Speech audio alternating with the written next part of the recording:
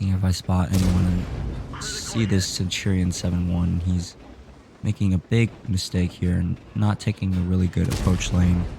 This is a very exposed approach lane that he's trying to utilize, and now he makes another mistake of trying to drive on top of the shelf there. What the hell was that?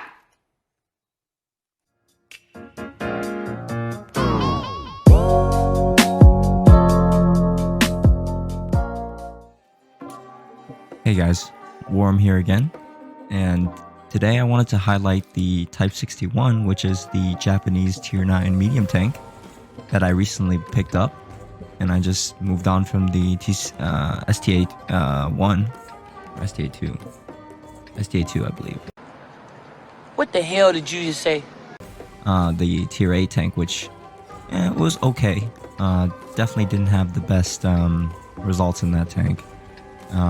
But what I will say is the stock grind of this tank is very, very bad. Well, let's be nice. Let's be nice. We don't have to go there. I mean, you're not wrong, but you didn't have to say it. I mean, good Lord. It's definitely a struggle with that 240 alpha damage gun. Although it has good DPM, you just at tier 9 having such low alpha damage just limits its ability to trade, and definitely I recommend trying to get to the top gun as quickly as possible. I believe you need to get the tracks first before you get and then the turret as well, before you get the gun, so definitely keep in mind that and try to save up any free experience if you can. At the beginning of this battle, just having some fun with these two IS-6s in a platoon. Okay. Just, you know, shooting each other in the back, and D10 decides to join in. But yeah, we're here on El Haluf today, and it's a tier 9 game, so really good matchmaking for me. And I just wanted to highlight or showcase on this map why it's important to not push. Oftentimes, I know on Airfield, the nickname of that map is You Push You Lose, and I feel like it's very similar on El Haluf, and it's not really talked about because sometimes your team can win this north side of the map really quickly, and you can win that game. But oftentimes, I feel like the team that decides to push into this middle section, right, they just open themselves up to multiple flanks, right? And a lot of times people will dive in, and then some people will stay back, and then those people will just die, right? So I think our team kind of makes a little bit of that mistake in this game as well. So unfortunately, get a bounce off that AMX. Must have hit the angled pike nose of that tank, and that tank, surprisingly, the hull is actually pretty well armored, considering the rest of the tank is paper thin. But just being patient here at the beginning, we're already down nearly 2000 HP. One of the I6s tried to cross here and just got absolutely farmed. So that's another tip I would say on in this map or in this game is you don't really want to be crossing around here if you're not in a very fast medium tank or heavy tank, right? Don't want to be crossing here. You pretty much you're gonna sacrifice at least one shot, maybe 2 shots of damage, and you're already setting yourself back like half your HP, right, before you even get into position. So not a very smart trade to do. But this IS-6 has decided to already push into this I guess crevice, or I don't know what you call it, this ditch in the middle here. He's kind of gotten a little bit impatient, and he's getting farmed, right? A lot of these tanks on the enemy team have decent gun depression, and they can find a good angle to hit you from, right? And even if you try to poke your armor towards them, they're still gonna find a way to either hit your weak spots on top of your tank, overmatch the top of your tank, or flank around here and shoot you in the side. So you're really reliant on your teammates to suppress the enemy's if you do make that aggressive play. And if you're not really a top tier tank, I would not recommend doing that. And as you can see, the IS-6 is dead. We pulled back the HP deficit.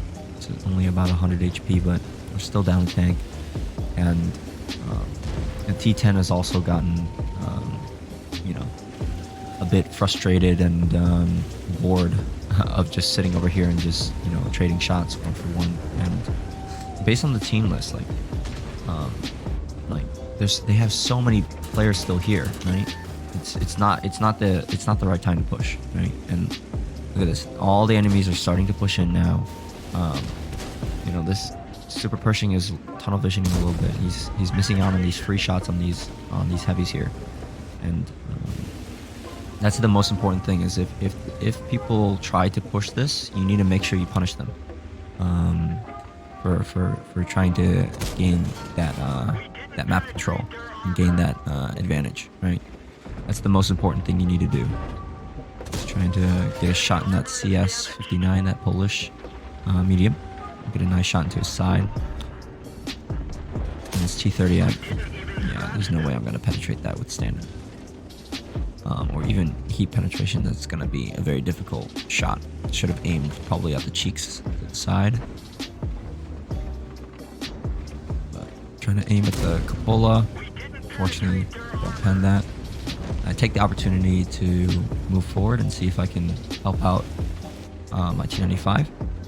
He doesn't need any help. I finish off the AMX. That's a very important kill there. He has a very potent auto-loading gun. And then this Revelarize comes forward.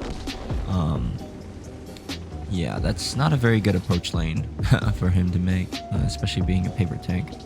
And now the situation is looking much more favorably on us, right? The enemies have pushed into this little crevice here, and now they're exposed on multiple flanks, right? They have me trying to open up this left flank, and then they got the Pantera and the Super Pershing occupying them from the right, right? So they have to face their armor one way or the other, right? And an excellent track there by, I don't know who, it's probably the Pantera, or maybe the Super Pershing. I don't know who made that tracking shot, but that was probably saved the game right there, because he was able to get tracked up there, getting a really nice lower plate shot into that American premium heavy tank. And unfortunately, T95 gets taken out by the artillery. Get a nice shot into that AMX, just trying to whittle down their HP, right?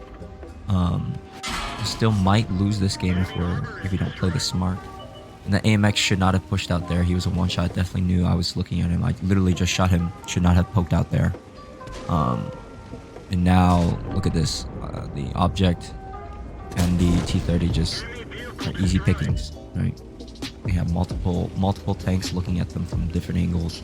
It's not a winning situation for them. Get a nice kill shot into the Pershing, right into the turret.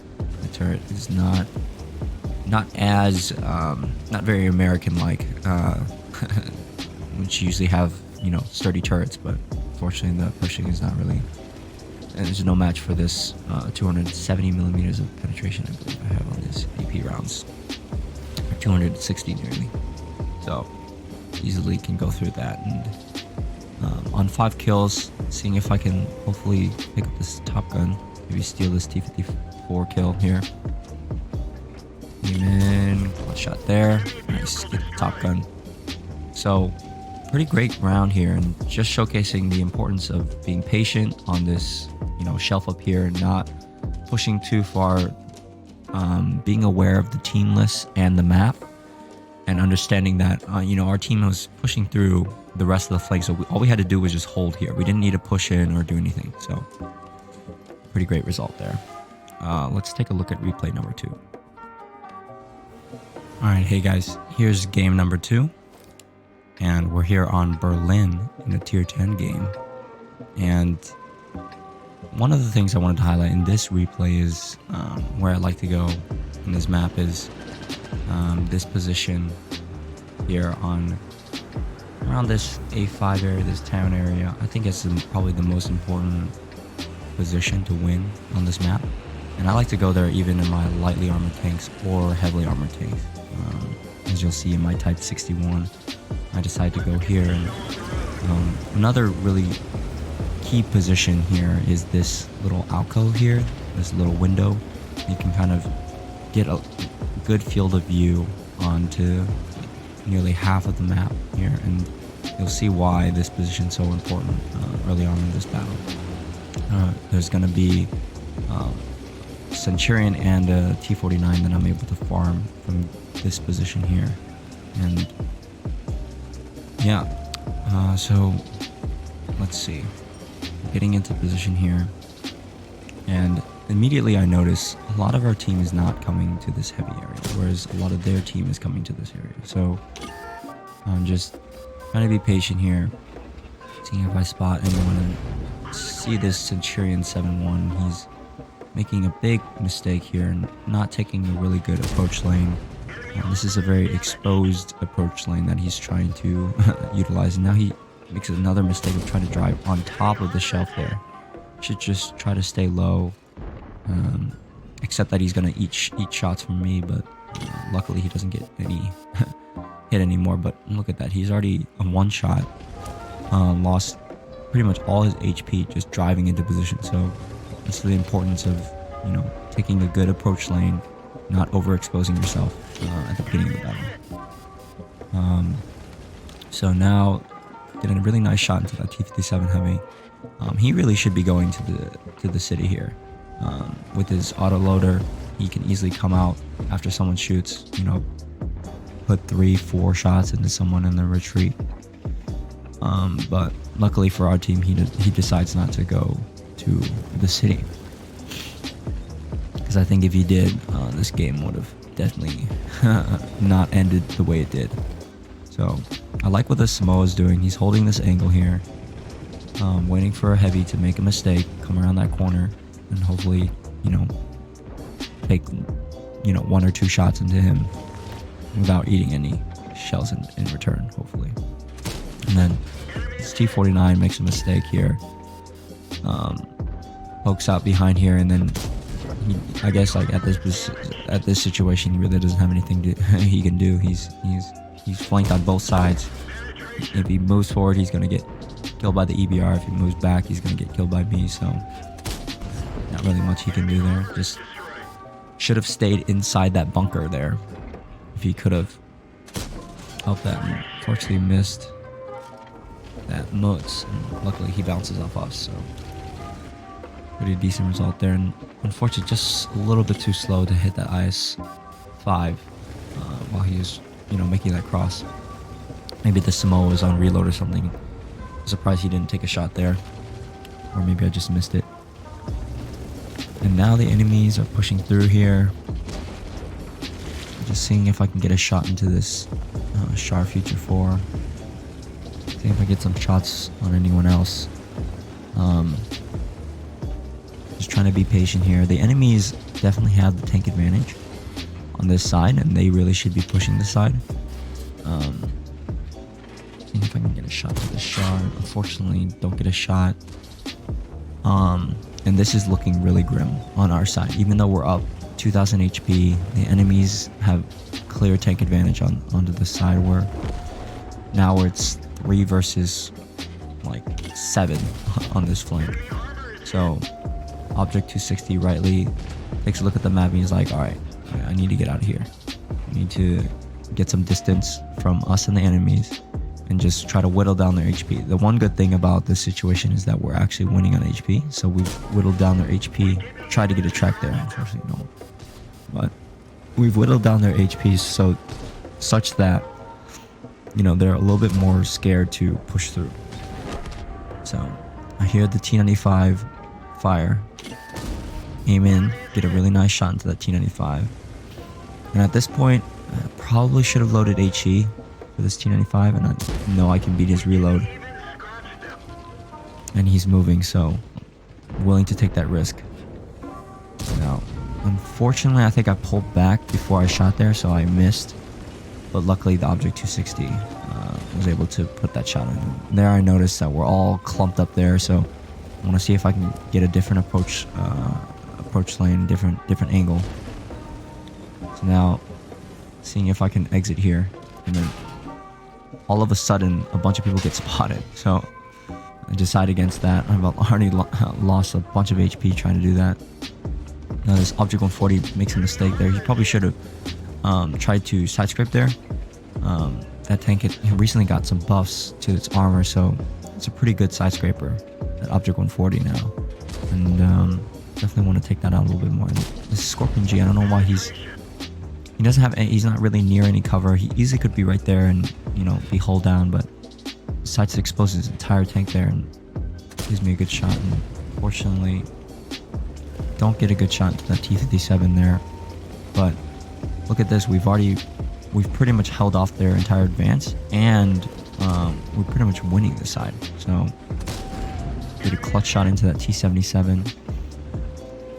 Our Object 260 hunts him down, and then now this VK, this full health VK is just kind of trapped in that little corner there.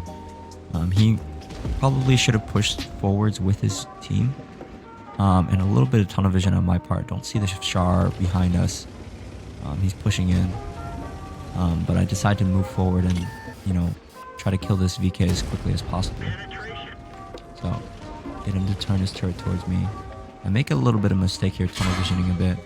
I don't see that 140. He had a shot at me that whole time, but luckily he misses a shot as we drove forward.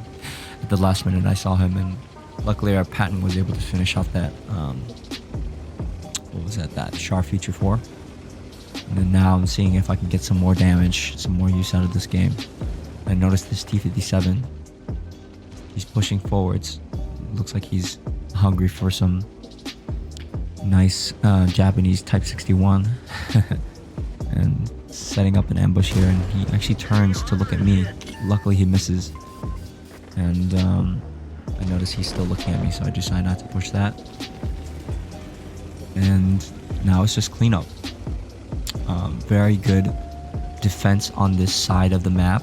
We knew that we were you know, outmatched and outgunned on this flank. Surprised our team didn't push the other side sooner, but we were able to hold off the enemies, and we were able to, I think the key to the victory in this game was that we were able to reduce their HP such that they didn't push more aggressively, right? That's one of the keys, and why I think defending is the most important thing in this game is that if you can defend, you can oftentimes, you know, farm their HP to such a level that they're scared to push, even though that they should push because they have the numerical advantage. So let's take a look at the post-game stats. All right, here's the post-game stats. In our first game on El Haluf, this is a first class, and we also got a Top Gun at the end. This was 4,400 damage for our 6 kills and almost 1,300 base. And yeah, pretty much did double anyone else on our team, or almost. This E50 did pretty well too. But yeah, as you can see, the IS-6s decided to push a little bit too early at the beginning, and they kind of got themselves in a pickle. The T10 as well decided to push too early. So that's the key thing, is if you try to push too early, you're gonna die. You're gonna be the one to focus that is focused. As you know, like artillery focuses, even though there's no artillery in this game, or there was one artillery, but artillery and everybody focuses on the guy who's front lines, not the people in the back generally. So just keep that in mind. 22 shots fired, 14 hits, and for 4,000 damage. All of it was close quarters. So that goes to show, even in a paper tank, you can, you know, be successful in a brawling situation if you're, you know, creating angles and shooting in between people's reloads, right? So we did fire some heat rounds, but we did net 65, but we also had emissions, so not really that profitable. Tier 9 tanks aren't really that profitable on 7 minutes and 39 seconds. So game 2, another first class. Still haven't been able to ace this tank yet, but hopefully I can get one soon. Brothers in Arms for that cheeky platoon request with that object 260 at the end, Confederate and high caliber. Let's see. We're able to get top on experience, 1250 base, and nearly 5,000 damage. So, me and this object did pretty well this game. The enemy team, the Shar, really good job of flanking on that north side. And the T-95, you know, just press the W key, drive forward, left mouse button, pretty easy. And let's see, 25 shots fired, 21 hits and 17 penetrations. We had some decent snipes, but most of it was close quarters. And another mission, so didn't really make that much credits.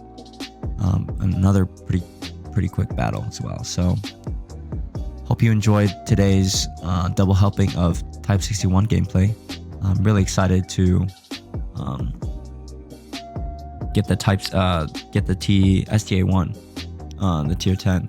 Just seeing so many people do really good in that tank, and it'll be nice to have some turret armor for a change. So let me know your thoughts on the Type 61, and if you guys have the STA1, what do you guys think of that? And also let me know what you guys want to see in the future. Alright guys, take care. Bye bye. I'm out.